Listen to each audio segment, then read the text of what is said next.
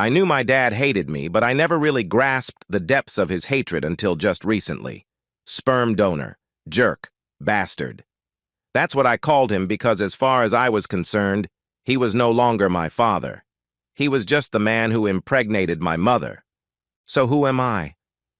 My name is John Sinclair, and my nemesis is none other than Milton Sinclair, a powerful and intimidating hulk of a man no one dared question. My mother called him her husband, and to most outside our family he was supposedly my father. All my life he put me down and belittled me to anyone within earshot, often with a smirk on his face. Not a day went by without a dig or an insult. He reveled in telling anyone and everyone that I was nothing, a weakling destined to be a no-good loser. It wasn't just his words, it was his actions. He took great delight in breaking any toy I received as a birthday or Christmas gift, often doing it right in front of me with a sick, twisted grin on his face. The worst thing was what he did to a puppy my uncle had given me when I was just 6 years old.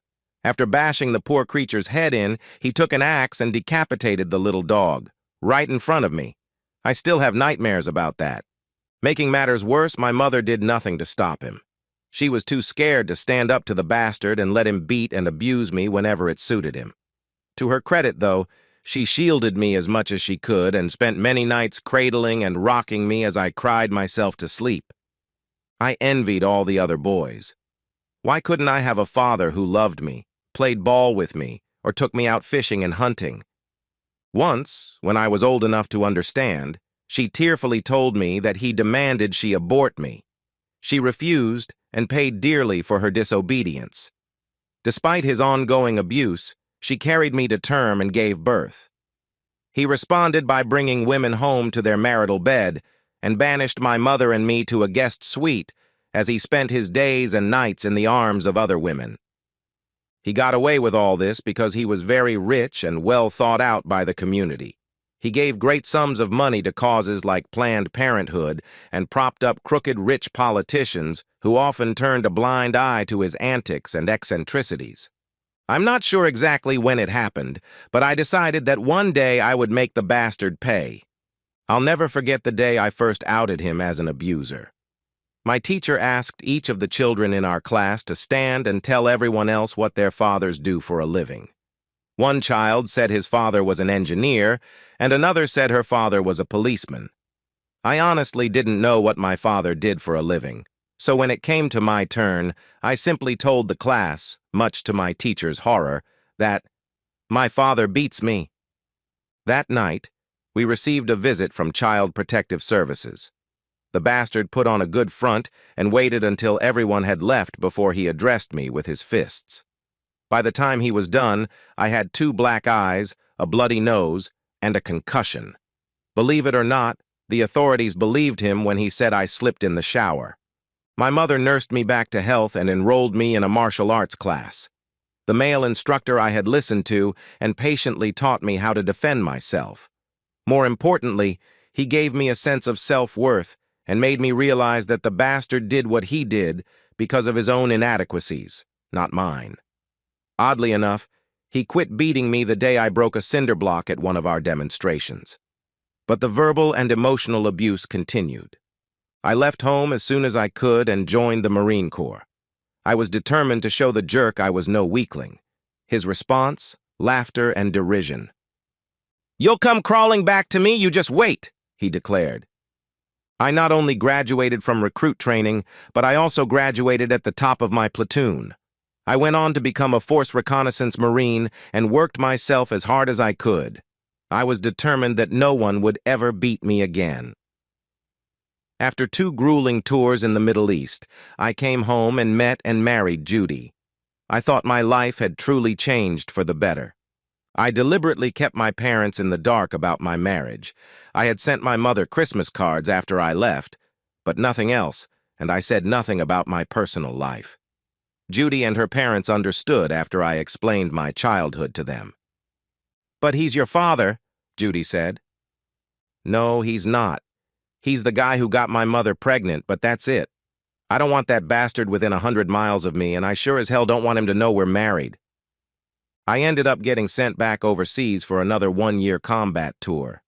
Judy tearfully promised to wait for me, and we decided to start our family when I got back. But things went off the rails, thanks to the jerk. When I got back, Judy's parents met me and drove me to their home. "John," Judy's father said, "I hate to tell you this, but your father tracked you down not long after you left. He came by the house with a couple of his goons and said he was going to take Judy to live with him while you were overseas." "That bastard. What else did he say?" I asked. "He specifically told us that he was going to make a humiliation of you and that Judy would be happy to do it," Judy's mother said.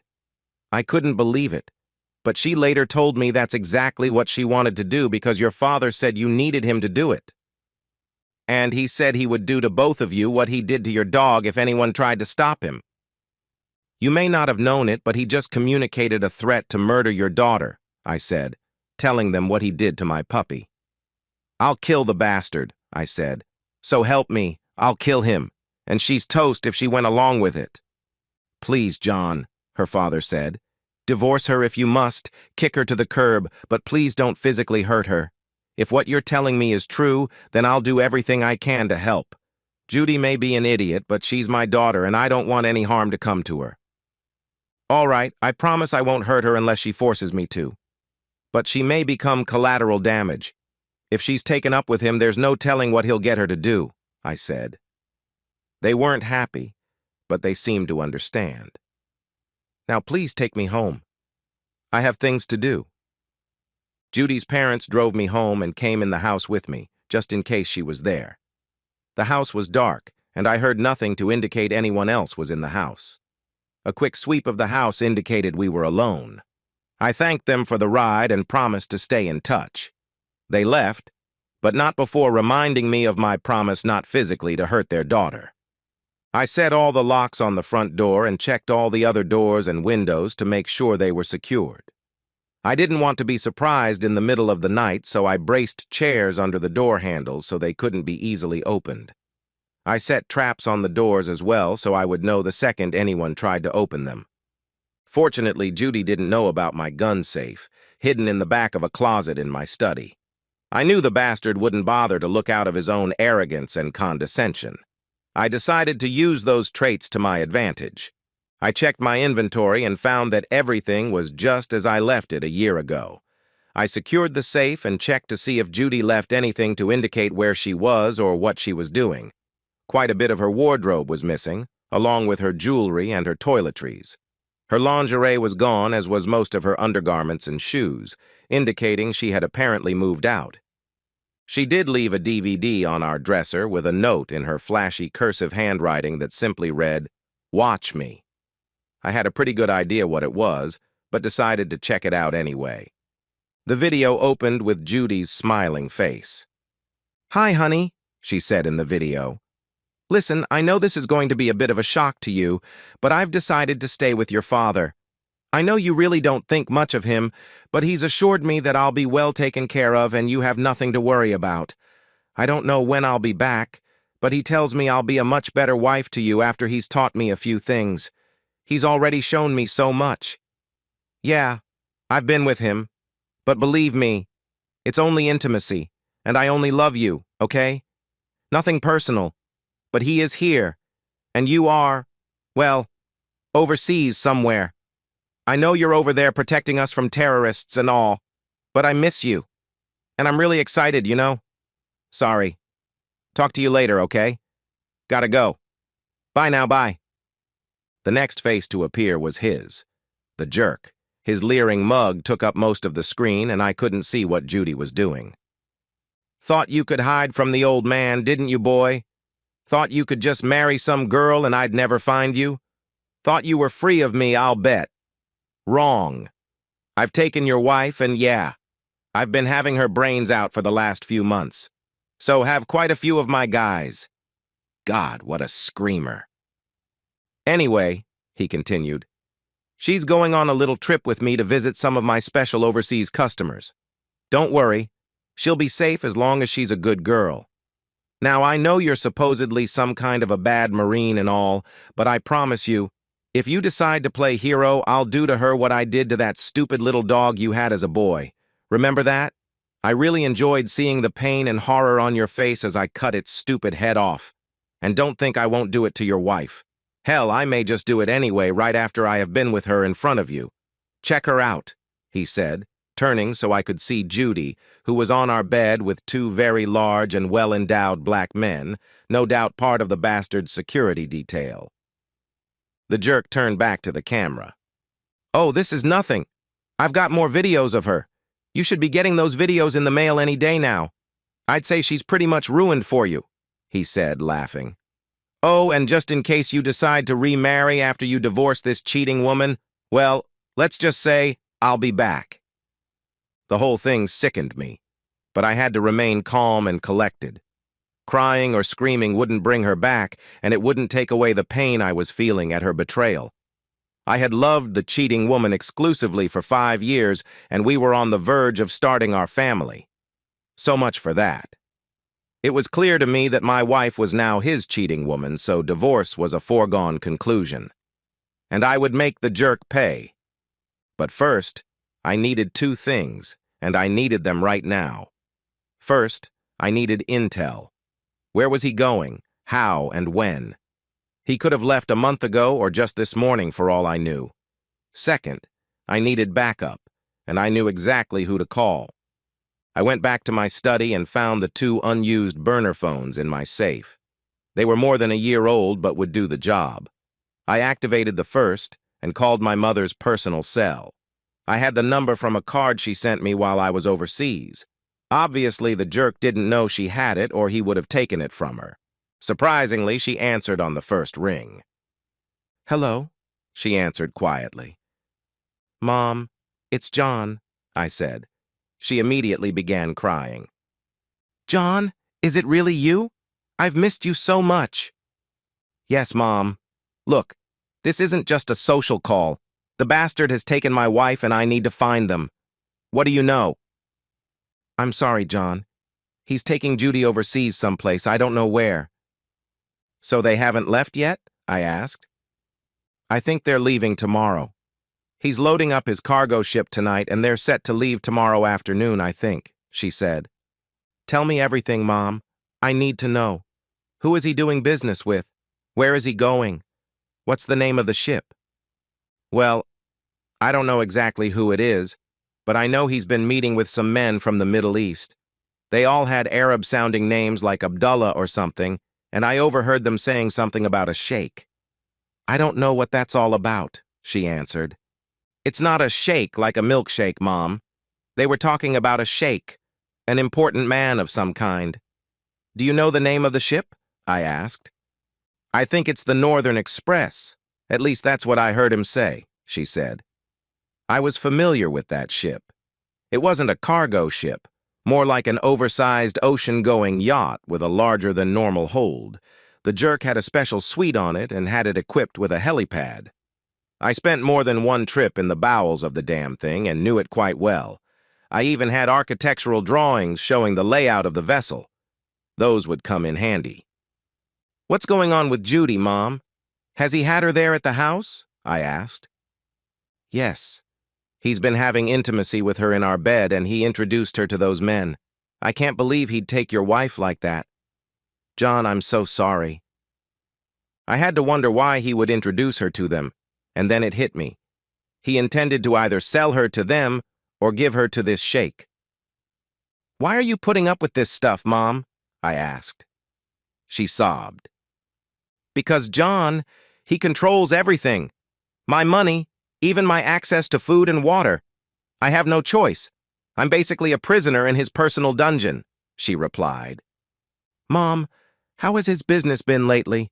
Has he said anything to you about it? I asked. A time or two, he's mentioned that things were a bit difficult, but he had something going on that would set him up. At least that's what he said. Why? Mom, I hate to say this, but I'm beginning to think he's engaged in something highly illegal. Don't say anything to him, and for God's sake, don't tell him I spoke with you. Got it? Sure, honey. I won't say anything. What are you going to do? She asked. I've got no choice but to divorce Judy. I've got other plans for him. Are you going to kill him, John? she asked. He's given me no other option, Mom. I'm sorry. I know you're married to him, but this has to end. Just do me 2 favors, John, she asked. Sure, Mom. What? Make sure the jerk suffers before he dies and then come back home to me. I want to see a video of him suffering. Promise me, she said with an edge in her voice I had never heard before. You got it, Mom. I'll be in touch, okay? If you learn anything, you call or text me on this number. Got it? I will, John. Be careful. I love you, son. I love you too, Mom, I said, my voice shaking. I hadn't said those words to her for years. I broke out the second burner phone in my stash, activated it, and called 2 good friends I knew would help me out. Yeah, who is this? Said a gruff voice on the other end. Mike, this is John. I need your help. You up for it? I asked. Mike Williams was a former Marine who now did freelance work for the highest bidder. He and I spent a lot of time eating the same dirt in Afghanistan and other places, and I couldn't think of a better man for this operation. John, you sly bastard. Do you need my help? Must be something serious. You know I owe you one, so of course. What's up? He asked. I briefed him on the situation as quickly as I could. He listened and said nothing until I was finished. You know who we need for this? Mike asked. George McGregor? You know him? Name doesn't ring a bell, I said. I'm not surprised. I've worked with him several times after I got out. He's a good man and can also handle a chopper. Sounds like you may need a pilot to get off that boat. Plus, he has contacts in places you and I can't talk about. I don't think he's doing anything at the moment, so I'll call him and have him reach out to you. By the way, he doesn't work for free. You okay with that? I hope he doesn't value his service too much, but yeah, I'm okay with that. Have him call me, but remember, time is of the essence here. That ship sails out tomorrow afternoon at the latest, I said. Got it. I'll text you as soon as I talk to him. I got a text from Mike about 30 minutes later telling me to expect a call. Seconds later, my phone rang. John Sinclair? Asked a man with a slight accent. Australian? British? I wasn't certain, but I figured it had to be George. Speaking. Is this George McGregor? One and the same, mate. A mutual friend tells me you need a bit of help. Yes, I do, I said. Well, let's meet and see what we can do for each other. Don't tell me anything over the phone, I'll wait. Very well. Meet me at my house. I'll explain everything. All right. Text me your address and I'll be there in about a half hour. Make sure you have a cold one ready for me, okay? I like this guy already. You got it. I'll see you in a half hour. We hung up and I texted him my address. I also sent Mike a text. My place, 30 minutes. A half hour later, a Ford F-150 pickup pulled into my driveway, and a large man I assumed was George ambled to my front door. I opened it before he had a chance to knock and handed him a cold Foster's. He smiled, took my beer, and shook my hand. Mike pulled in a minute later. I waved him inside, shook his hand, and handed him a cold beer which he readily accepted. John Sinclair, I presume?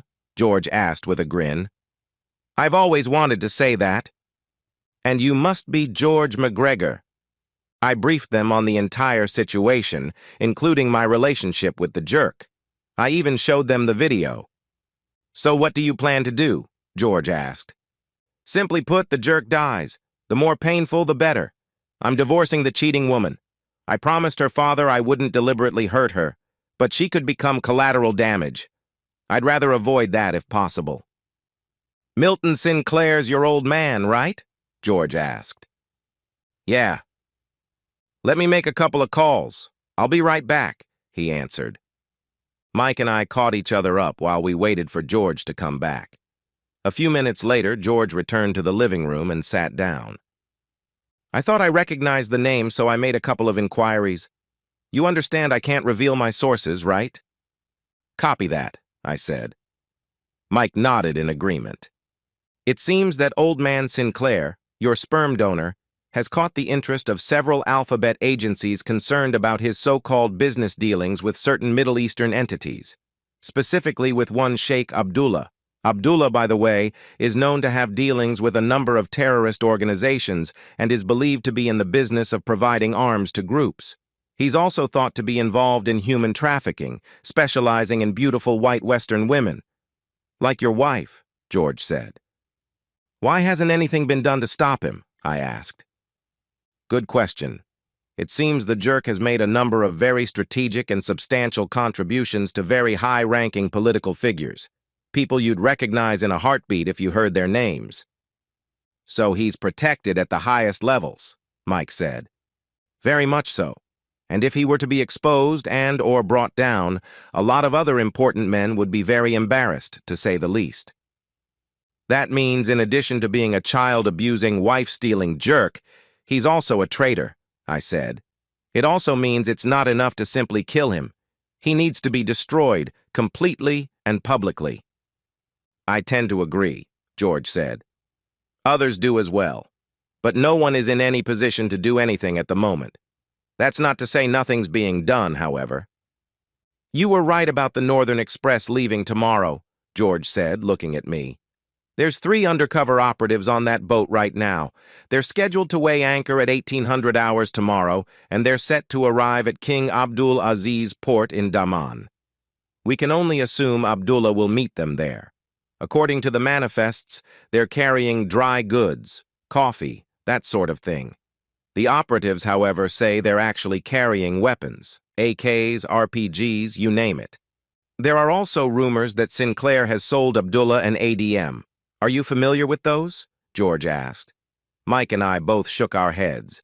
In modern parlance, they're sometimes referred to as backpack nukes or nuclear landmines. For 25 years, they were carried by your special forces, designated the B-54 SADM. In theory, the military quit stockpiling them years ago, but we've heard that some companies, like Sinclair's, have started surreptitiously producing them again, on a very small scale, of course.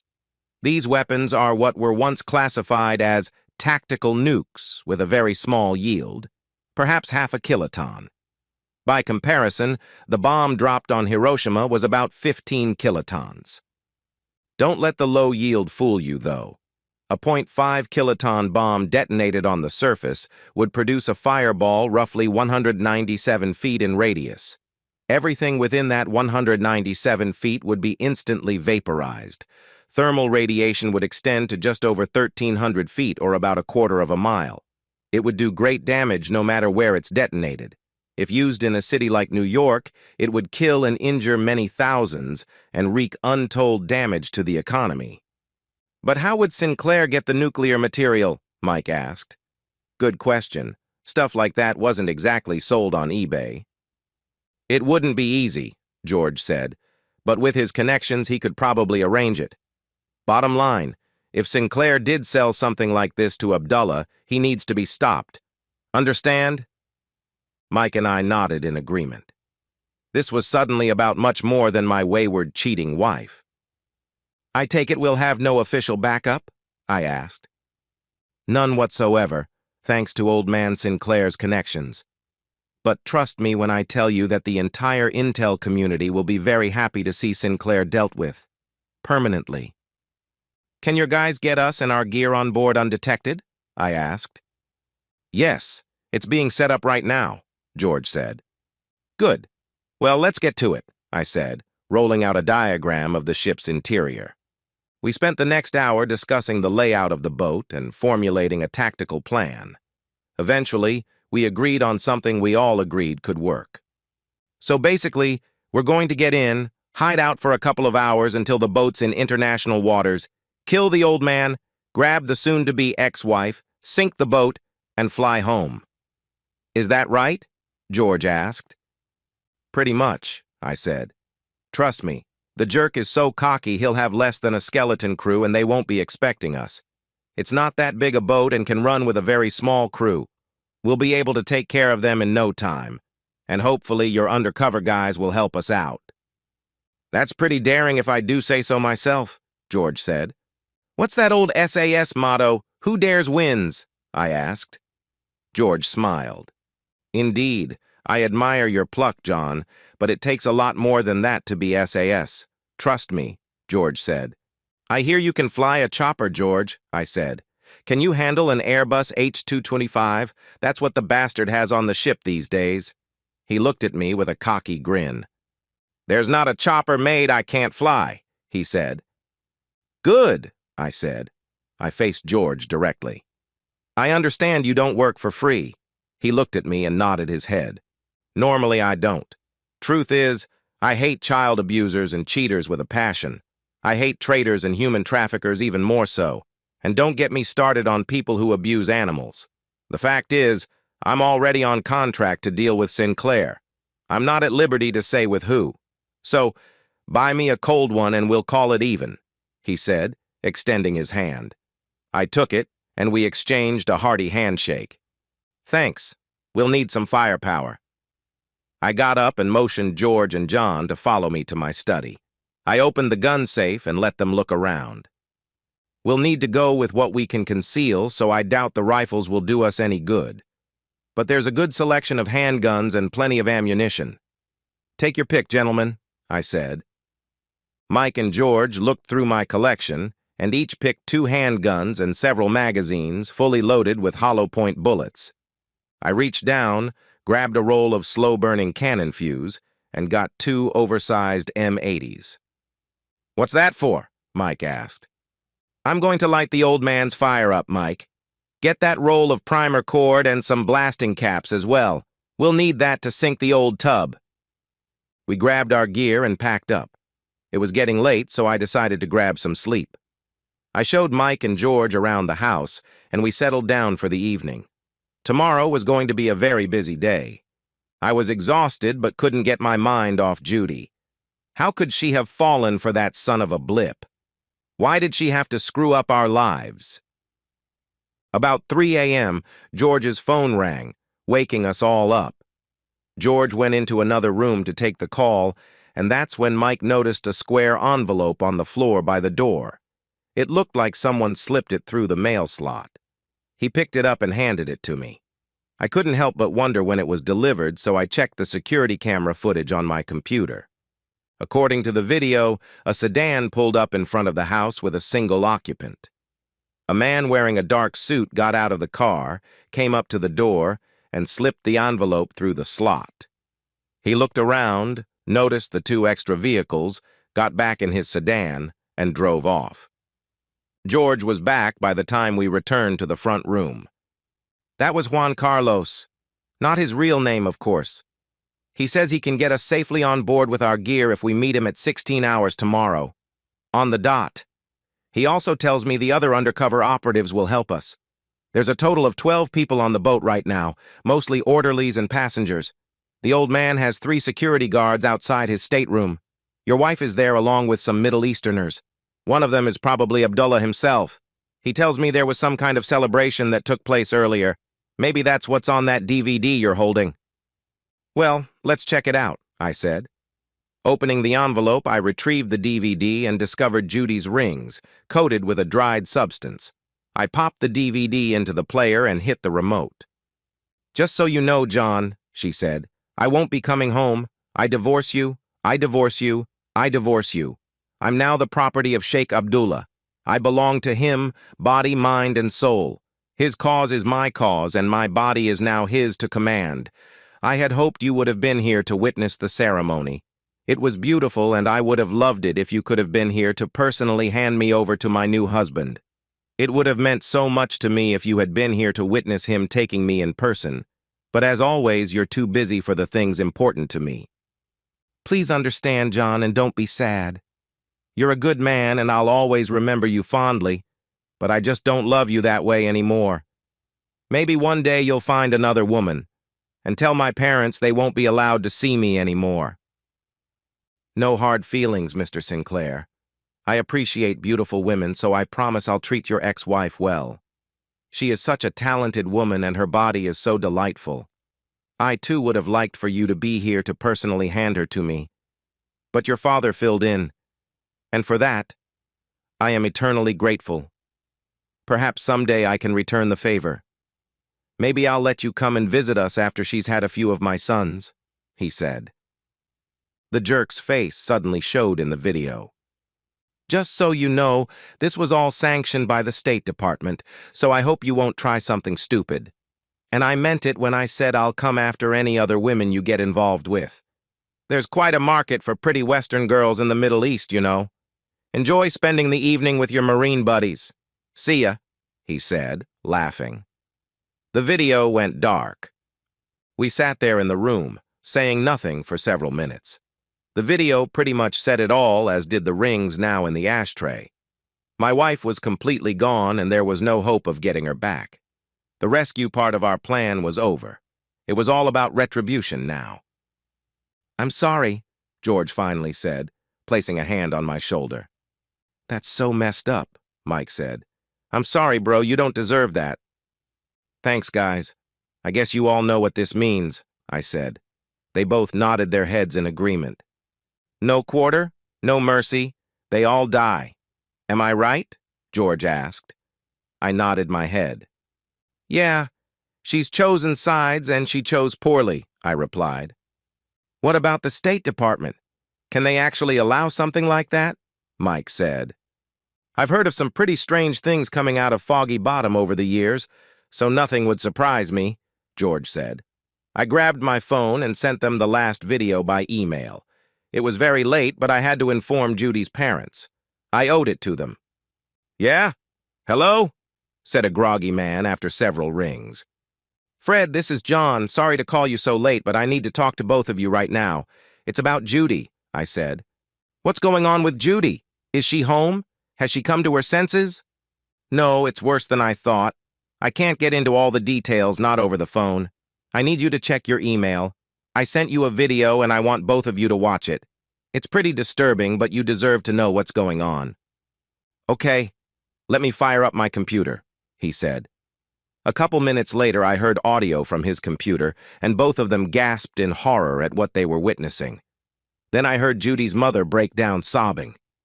Fred came back on the phone. "John, I'm horrified. I'm so sorry, son. I didn't know this was going on. Who is this Abdullah guy anyway?" he asked. "He's a very bad man, Fred. He supports and supplies groups that are heavily involved in human trafficking, specifically slavery," I said. "Is there any hope for Judy?" Fred asked. "No, Fred, there's not. Judy has deliberately sided with a sworn enemy of the United States. That makes her an enemy combatant. A traitor, Fred. Think about that. Even if we were to bring her home alive, there's no telling what she'd do behind your back. She could easily kill you while you're asleep, thinking she's doing God's will or something. I'm telling you this, Fred, because I respect you, and I think of you as the father I never had. You deserve to know that your daughter will probably not come back alive. And if she does, she'll spend the rest of her life in prison, and if tried as a traitor, could be executed," I said. "She's our only child," Fred said, sobbing.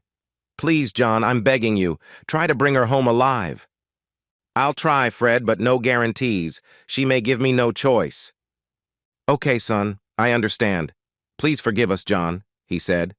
"None of this is your fault, Fred. I'll be in touch. Sorry to spring this on you, but I thought you deserved to know. Bye," I said, hanging up the phone. I had had enough drama for one 24-hour period, so I decided to get some sleep before our departure. Mike and George agreed, but we decided that one of us would stay on watch until we were all up and about. A few hours later, we were up, drinking coffee and going over our final plans. Today was the day that Milton Sinclair's reign of terror would end. We gathered our gear and headed to the dock to meet Juan Carlos. We met Juan, and he got us on board as promised.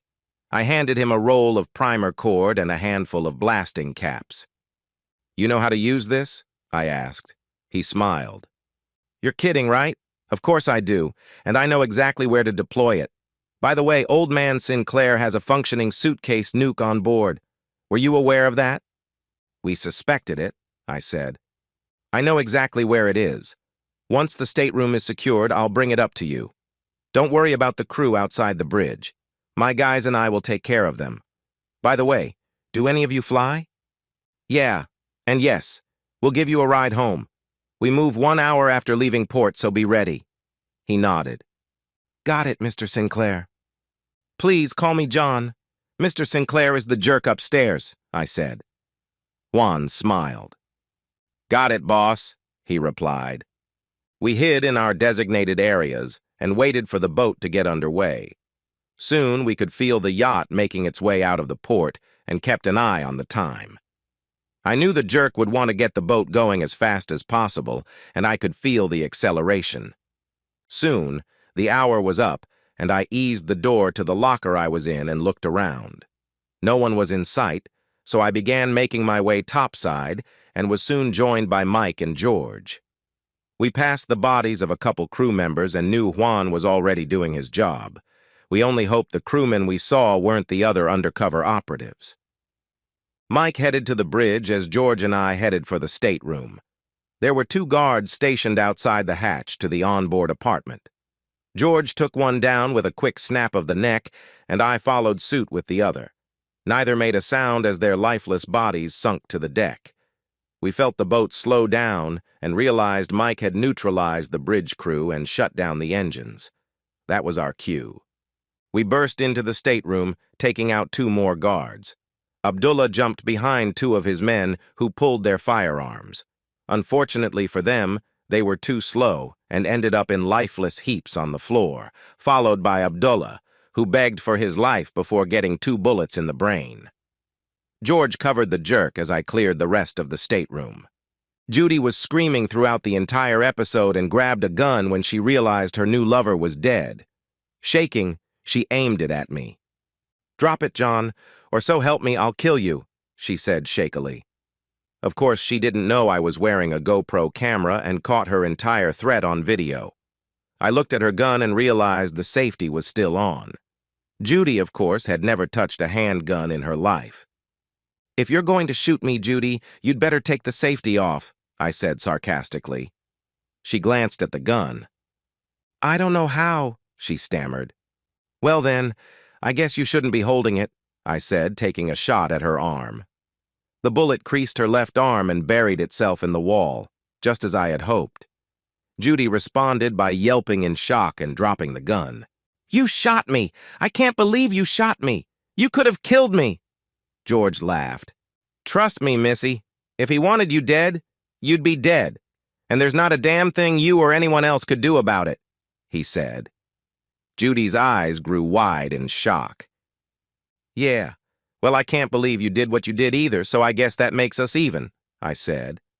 I grabbed her arm and threw her in a chair next to the jerk, who, as it turned out, was naked from the waist down. "Well, I was wondering when you'd finally show up," the jerk said. I punched him in the face to get his attention. The move shocked him and he shut up. "Shut the hell up, jerk," I said. "So tell me, wife, did you mean all that crap about belonging to Abdullah and his cause being your cause?" I asked. She looked down at the floor. "Look at me, damn it!" I yelled. Her head snapped up. "Yes," she said defiantly. "He told me about how you and your Marines abused children in Iraq and how he and his freedom fighters were going to kick you out and make you pay." "And you believe that crap? Is that why you decided to become a cheating woman for this jerk?" I asked, pointing at the old man. "Not at first, but eventually, yes," she said. "So if I take you home alive, would you try to kill your parents?" I asked. Her face changed as she took on a demonic look. "Yes," she said. "You're all infidels and deserve to die, and I'll do anything to avenge Abdullah's death, even kill you, or my parents." I shook my head. "Well then, Judy, I guess you just decided your fate. George, tie this woman up, please," I said. "Gladly," he said as I turned to the jerk. "I want answers, old man. I want them now. And don't mess with me," I said. "You think I'm going to tell you anything?" he answered. "Don't be coy, old man. You want to gloat. I know you do. You want nothing more than to tell me everything you know, just to see my reaction. Just like you did when I was a kid. So spit it out, old man. Who's your contact at the State Department? Who gave you permission to hand Judy over to Abdullah? How long have you been supplying arms to our enemies in the Middle East?" "Spit it out," I said. "Okay, I'll tell you. James Whitmore is my State Department liaison. He's the one who signed off on all of this. And just so you know, I've been selling arms to Abdullah for the last 2 years, he said. Why? You know that's treason, I asked. Why have I done anything since you were born? To mess with you. I was secretly hoping one of those guns I sold would be the one that put a bullet in your brain, he said. And that's why you abused Mom and I all those years? Why you killed my pet dog? Just to mess with me? I asked. From the moment your mother was pregnant with you, she doted on you. Took care of herself so you'd be healthy. After you were born, she coddled you and breastfed you. Hell, since you were born, I never got to even touch her breasts, he said. So you abused me because Mom was a good mother? You're a sick, twisted jerk, you know that? What's more, I found that I really got off abusing the two of you. I damn near had an orgasm killing your puppy, did you know that? So as you got older, I had to get more creative, find other ways to stick it to you. I knew I could never take you in a fight, so I went behind your back, worked on Judy, got her hooked, first on drugs, then on myself. Then I introduced her to Abdullah. At first he was just going to farm her out to his buds and his groups, but after getting a taste of her body, he decided to keep her for himself and started feeding her a bunch of nonsense. Naturally, the dumb woman swallowed it hook, line, and sinker, he said. Judy's eyes widened at the jerk's confession. You mean all that was a lie to get me to hurt John? She asked. Of course, you stupid cow. You really didn't think I actually wanted you, did you? Now, Abdullah, that's a different story. He really did fall for you. Oh my God, what have I done? John, can you forgive me? She asked. No. Remember all those things you just said? Remember holding a gun on me? I can't forgive that. No, Judy, we're finished. We're through. I turned back to the jerk. Mom asked me to do her a favor, I said. What's that? He asked. She said to make sure you suffer before you die, and that's exactly what I'm going to do, I said. His eyes grew wide. I had never spoken to him like that before, and the gravity of the situation was slowly beginning to dawn on him. I secured his arms to his chair using duct tape and pulled on a pair of latex gloves. Then I grabbed the roll of slow-burning cannon fuse and began wrapping it around his left leg, just above his knee, leaving about a 1/4 inch between wraps. I had just enough to reach his scrotum, which was perfect for my needs. I grabbed the enhanced M80s and made sure he could see them. I connected the fuse to the 2 explosive devices, then placed one on each side of his scrotum, one behind his balls, and the other between his balls and his penis. He and Judy both looked at me in horror. What are you doing, John? Please, son, we can get through this. Oh, so it's son now, is it? Where was all this fatherly love when you decapitated my dog? Or when you had your bimbos in your marriage bed? Or when you beat my mother and I, putting me in the hospital with a concussion? Or when you stole my wife? Or when you arranged to hand her over to a sworn enemy of the United States? John, please, where did you get the idea to do something like this? He asked. Remember that book you had me read when I was a kid? I don't remember what it was called, but it was about a Waffen SS officer who joined the Foreign Legion and ended up in French Indochina. 2 of the main characters in that book did something very much like this to their prisoners to get them to talk. That scene stuck in my mind all these years for some reason. Anyway, I've adapted it somewhat, but I'm sure the end result will be just as painful for you. You see, it works like this. I set this fuse on fire and it slowly burns around your leg, working its way to the 2 M80s by your scrotum. They explode, effectively blowing your testes off. What do you think? Do you like it so far? Eventually you'll die after going into shock. I'm not sure how long you'll last, but I suspect you'll be in agony the whole time. Needless to say, the days of you messing other people's wives are over. John, is this absolutely necessary? George asked. Yes, George. I'm afraid it is. Otherwise, he'll never stop. It all ends now, I said. My God, John, what are you? The jerk asked, scared. I looked at him hard. I'm the monster you created, dear old dad. What do you think of that? I asked rhetorically. Please don't do this, the jerk begged. I remember asking you the same thing right before you cut off my puppy's head. That didn't stop you, though, did it? Karma is real, old man, and it's now time for you to pay the piper. Juan and Mike came into the stateroom and took in the carnage around them. Juan was holding what looked like a reinforced suitcase. "What's that, Juan?" George asked. Juan came over to us and opened the case. The interior markings indicated it was the ADM device George told us about, except there was a numerical display counting down to 0. At the moment, it displayed 1450 and was counting down. I looked at the jerk, who was now giving me an evil grin. "That's right. It's an atomic demolition munition, fully armed, and it was booby-trapped to start counting down the second it was opened without the magic key. In less than 15 minutes, we're all going to be vaporized, and there's not a goddamn thing you or anyone else can do to stop it. Not even I can stop it. I was hoping it would be used on one of your Marine bases overseas, but I guess that's not going to happen now, is it? Guess the old man got you?" "Put that under Jerk's chair," I told Juan, lighting the fuse on the old man's leg. I looked at Judy as the jerk screamed in pain from the fuse burning his skin. "In about 2 minutes, those M80s will go off. In less than 15, that nuclear device goes off. Don't worry, dear wife, you won't feel a thing. The fireball from the nuke will vaporize this entire boat instantly." I motioned for George and Juan to step away from the chairs and instructed Juan to get the other operatives to the helicopter. I looked at George and Mike. "Get to the chopper and get it fired up.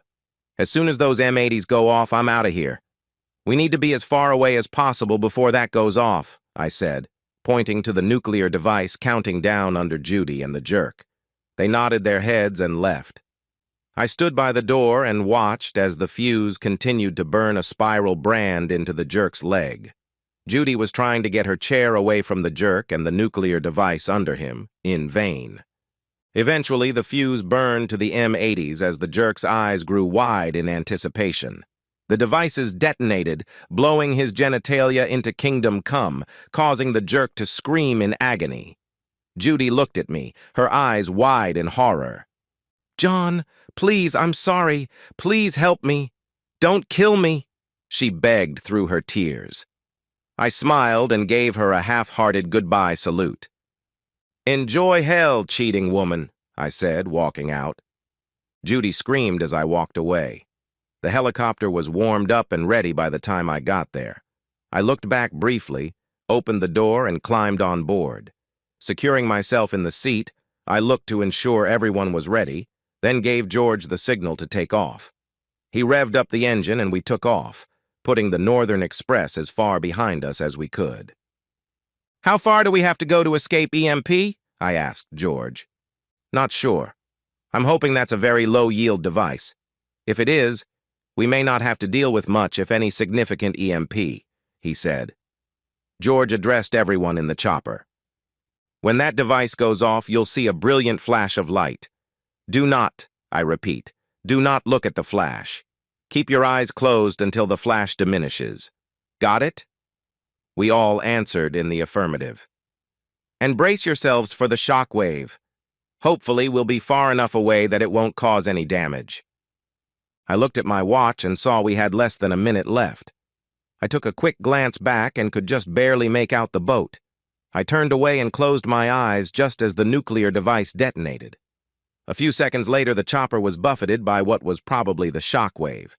There wasn't any damage, but I could tell George struggled to keep the bird flying when the wave hit. After he got the helicopter back under control, I looked back. Other than a plume of smoke and a light mushroom cloud, there was no evidence of the boat's existence. "Do you think we should go look for wreckage or bodies?" I asked George. He shook his head. "Not necessary. That boat was what, 85 or 90 feet long? You could have fit 3 of those boats end to end in that fireball, and they'd all have been vaporized. There's nothing left," he said. "Think I did the right thing with Judy?" I asked. "She gave you no choice. You heard her. You saw her hold a gun on you. Even if you saved her, you'd never be able to trust her. Get over her, mate. She didn't deserve you anyway," he said. "So where to?" he asked. "Sinclair Tower. As soon as we can get any cell signal, I have to make a couple of calls." "How are you holding up?" George asked me after a while. I'm okay. You? He nodded his head. Good to go. Mike, how are you holding up? He asked. Mike gave 2 thumbs up. I'm okay. A little shaken, but I'm good. Never had to deal with a nuke before, he said. Everyone else okay? George asked. The 3 federal operatives also gave a thumbs up, but appeared shaken a bit. Eventually, we were close enough to land that I was able to get a cell signal. I called my mother. John, she asked, are you okay? Yeah, Mom, I'm fine. I need you to go to Sinclair Tower right now. I'll be there soon. Don't talk to anyone until I get there, okay? Okay, son. Tell me it's over. Is Judy okay? She asked. It's over. Judy didn't make it. She made a bad choice. Oh, and just so you know, the jerk suffered. I have video, I said. Good. Sorry about Judy, though. I'll see you soon. The next call was to Judy's parents. Fred? John, I said after he answered. Judy didn't make it. I'm sorry. She made a very bad choice. Okay, John. Thanks for letting us know, he said through his tears. Call number 3 went to the chairman of the board of Sinclair Industries, headquartered at Sinclair Tower. After speaking to his receptionist, I was put through to his office. John, are you okay? Asked Bill de Havilland, the chairman of the board and a friend of the late Milton Sinclair. Yes, Bill, I'm fine. Milton Sinclair, however, isn't, I said. What happened? He asked. He made a bad choice and got burned by the nuclear device he was ready to hand over to Middle Eastern terrorists. I have video of his complete confession, made minutes before the device went off. My mother and I are on our way there now. I suspect the feds are crawling through everyone right now, am I right? Yes, John. There's a lot of very concerned people here, and I'm one of them, he said. Truth time, Bill. Did you know about any of this? I asked. I knew about his hatred of you and his dalliance with your wife. Other than that, I knew nothing else, he said. Good. At least you'll avoid Gitmo. Make sure the feds are there when I arrive. I'll explain everything. I ended the call and pulled out my reinforced field laptop. I grabbed the SIM card from my GoPro setup and began editing the video, sending selected cuts to various recipients. Some of the videos went to as many media outlets as I could think of. Milton Sinclair was well thought of by many in the New York media circles. His confession would go a long way to destroying the public image he spent years establishing. I sent a video of Judy's confession to her parents with a note expressing my condolences. I did love her at one time, and I also loved her parents. I believed that, good or bad, they deserved to know what their daughter had turned into. The final video went to my mother. That video showed the jerk's last minutes before the nuclear detonation. She wanted to see him suffer and would get her wish. We made it to Sinclair Tower, where we were met by federal agents and executives who worked with the jerk. We spent several hours explaining his plot to sell weapons to America's enemies and turn my wife into a slave for a Middle Eastern sheikh. Testimony from the 3 undercover operatives helped tremendously. The feds weren't too happy to learn that someone in the State Department sanctioned the actions regarding Judy, and I was assured the person or persons responsible would be fired and placed on charges. I was relieved to learn that the feds weren't going to take any action against me, but I was warned against taking similar measures in the future. The media glossed over the jerk's death and the small nuclear detonation, calling it a rare meteor strike. They did, however, mention his questionable past and allegations of child abuse and dalliance with terrorists. Whatever. He would never harass or terrorize anyone else ever again. I attended Judy's memorial service out of respect for her parents. I had her rings cleaned and handed them to Fred. Something to remember her by, I said. He thanked me and shook my hand. We hugged, cried, and moved on with our lives, but I still keep in touch with them. Mom never held a memorial service for the jerk. She threw a party instead, calling it her Independence Day, wrapping it all up with a bonfire fueled with all the portraits of the jerk she could find in the house and in Sinclair Tower. She had her marriage bed tossed on the fire for good measure. I decided to remain in the Corps and planned to retire after giving a full 30 years. I kept in touch with Mike and George, and we're all still good friends. I met and eventually married Meg, who also happened to be a Marine. Her specialty was explosive ordnance disposal, but she had also served as a drill instructor at Paris Island. Like me, she intended to serve a full 30 years. She asked me once what happened to Judy. "Did you kick her to the curb or what?" she asked. "Nah, I nuked her back. Seriously." Meg never asked again. My mother was named CEO of Sinclair Industries and given the jerk's position on the board. There was a huge shakeup in the company as she rooted out those loyal to the bastard.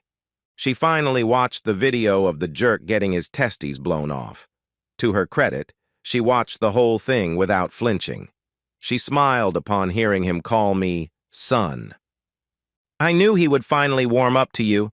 He just needed to know that you would stand up for yourself, I guess." "I'd say he warmed up," I told her. "Somewhere around 100 million degrees Celsius." And so, we've reached the end of today's story. Was it what you expected, or did it take a twist you didn't see coming? I'm curious to hear your thoughts. Share them in the comments below, and let's get a conversation going. If this story kept you hooked, make sure to hit that like button. And if you're new here or just haven't subscribed yet, now's the perfect time to join our community.